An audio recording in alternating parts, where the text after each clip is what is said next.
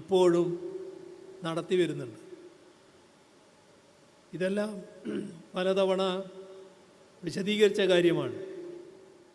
നേരത്തെ ദേവസ്വം ബോർഡ് പ്രസിഡൻറ്റും അതുമായി ബന്ധപ്പെട്ട കാര്യങ്ങൾ പറയുകയുണ്ടായി. ഇവിടെ ശ്രദ്ധിക്കേണ്ട കാര്യം, ക്ഷേത്ര വരുമാനത്തിൽ നിന്ന് സർക്കാർ ഒരു പൈസ പോലും എടുക്കുന്നില്ല എന്നതാണ്.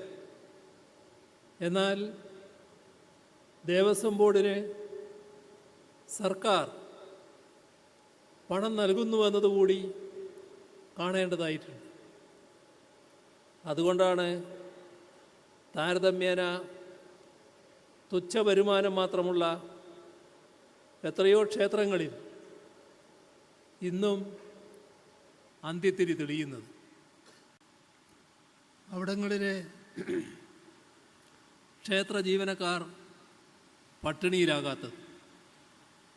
ശബരിമല മാസ്റ്റർ പ്ലാൻ പ്രവർത്തികൾ ആരംഭിച്ച 2011-2012 മുതൽ നാളിതുവരെ 148 കോടി 50 ലക്ഷം രൂപ വിവിധ വികസന പദ്ധതികൾക്കായി സർക്കാർ ചെലവഴിച്ചിട്ടുണ്ട്.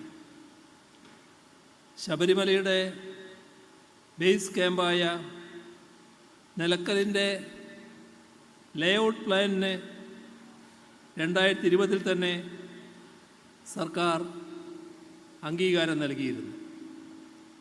ശബരിമല മാസ്റ്റർ പ്ലാൻ ഉന്നതികാര സമിതിയുടെ പ്രവർത്തനത്തിലെ കാലതാമസം കാരണം ഫണ്ട് യഥാസമയം ചെലവഴിക്കാൻ കഴിയാത്ത സാഹചര്യം മുൻപുണ്ടായിരുന്നു.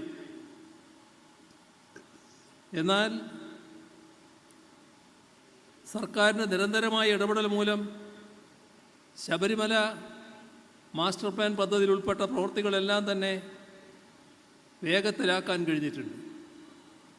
അതിൻ്റെ ഭാഗമായി സന്നിധാനത്തിൻ്റെയും പമ്പയിലെ ട്രക്ക് റൂട്ടിൻ്റെയും ലേഔട്ട് പ്ലാനുകൾക്ക് സർക്കാർ കഴിഞ്ഞ ജനുവരിയിൽ അംഗീകാരം നൽകുകയുണ്ടായി. 2016-17 മുതൽ 2025 വരെ ദേവസ്വം സ്ഥാപനങ്ങളുടെ ആധുനികവൽക്കരണത്തിനും വികസനത്തിനുമായി 650 കോടിയോളം രൂപയാണ് സർക്കാർ അനുവദിച്ചത്. തിരുവിതാംകൂർ ദേവസ്വം ബോർഡിന് 145 കോടി രൂപ, കൊച്ചിൻ ദേവസ്വം ബോർഡിന് 26 കോടി രൂപ, മലബാർ ദേവസ്വം ബോർഡിന് 305 കോടി രൂപ, കൂടൽമാണിക്യം ദേവസ്വത്തിന് 4 കോടി രൂപ, ദേവസ്വം റിക്രൂട്ട്മെൻറ്റ് ബോർഡിന് 21 കോടി രൂപ, ശ്രീപത്മനാഭസ്വാമി ക്ഷേത്രത്തിന് 3.5 കോടി രൂപ, ഹിന്ദു ധർമ്മസ്ഥാപന ഭരണവകുപ്പിന് 28 കോടി രൂപ. ഇങ്ങനെയാണ് ദേവസ്വം ബോർഡുകൾക്കും അനുബന്ധ സ്ഥാപനങ്ങൾക്കും അനുവദിച്ച തുക.